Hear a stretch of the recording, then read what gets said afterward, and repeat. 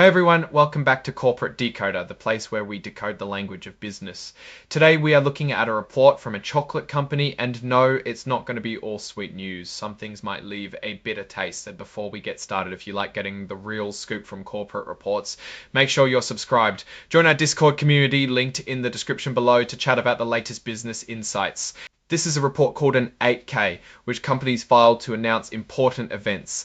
Rocky Mountain Chocolate Factory filed this one on June 2025, but it talks about things that happened earlier, specifically around June 17, 2025. Let's unwrap what's inside. The main point of this report is to share how the company did financially.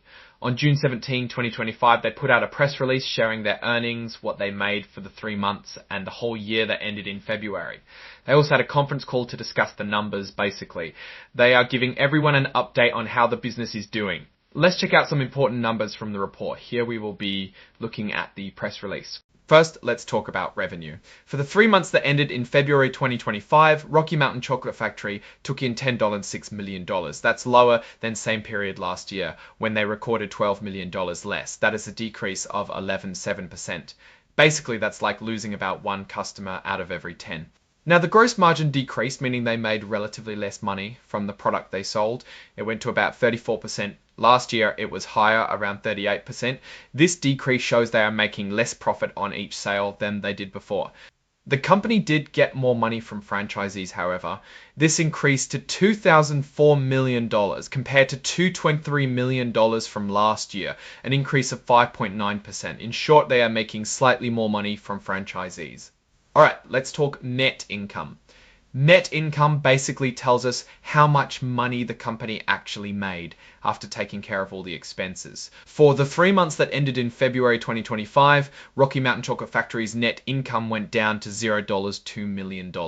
And this in comparison to last year amount of $8 million. That's a significant decrease. Another important measure here is adjusted EBITDA. This is basically earnings before interest, taxes, depreciation, and amortization, and is an indicator of how profitable the company is before taking into account how it is financed. For the period in question, it was $8 millions compared to $1 For the period in question, it was $0.5 million. Now, switching to the whole year, for the year that ended in February 2025, the company's revenue was $48.7 million. That's up from $46.8 million the previous year. So that's actually an increase of 4.1%. Looking at the gross margin for the whole year, this decreased from about 38% to 35.5%. That means they are keeping less profit from the chocolate that they sell. The net income, their actual profit, took a hit.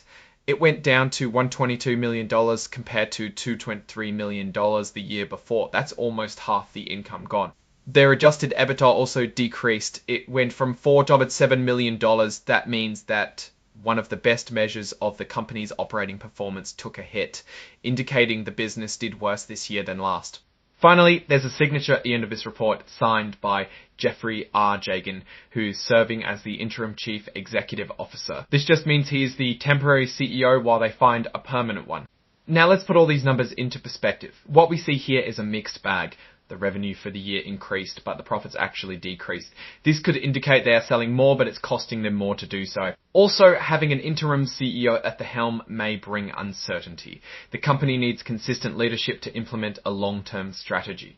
Rocky Mountain Chocolate Factory has been around for a while, and they have a well-known brand, but they need to adapt to changing taste. Do they need more vegan options? Or deals with online retailers like Amazon? The world is changing fast, they need to be faster. Alright, that's our breakdown of Rocky Mountain Chocolate Factory's latest filing. What are your thoughts on these numbers and their outlook?